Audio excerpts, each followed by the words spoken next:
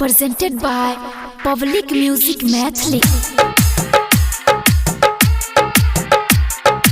Mixed by Bipin Divana. आई हो मेरे घर पे भोले भिखारी बनके, आई हो मेरे घर पे भोले भिखारी बनके, आई हो मेरे घर पे भोले भिखारी बनके।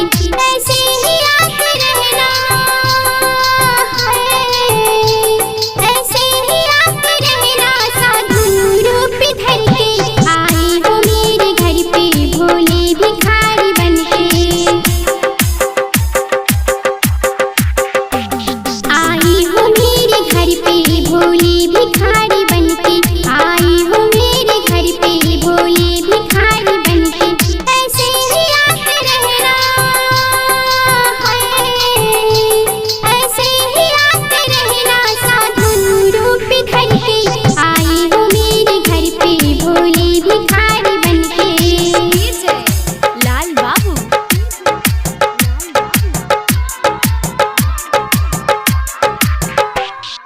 presented by Public Music Mathli.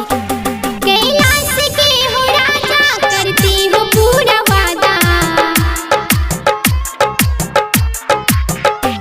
Kailash के हो राजा करते हो पूरा वादा। जिसने भी तुझसे मांगा उसे भर देते हो पूरा। मेरे सर पे भोले रखना हाथ तुम्हें अपना, मेरे सर पे भोले रखना हाथ तुम्हें अपना। ऐसे ही आते रहना है, ऐसे ही आते रहना साधु रूप धर के। आई हो मेरे घर पे भोले भिखारी बनके। लाल बाबू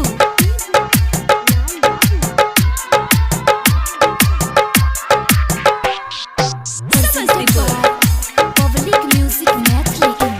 खुद के लिए भिखारी सबके लिए हो दानी, खुद के लिए भिखारी सबके लिए हो दानी। सुन भोले तेरी महिमा तेरी शरण में आई,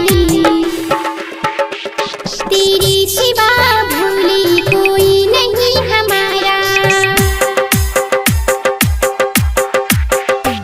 तेरी सिवा भोले कोई नहीं हमारा।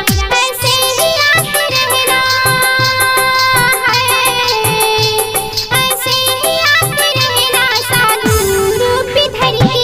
आई हो मेरे घर पे भोले भिखारी बनके। Recording Studio Public Music Dudhpura Bazaar.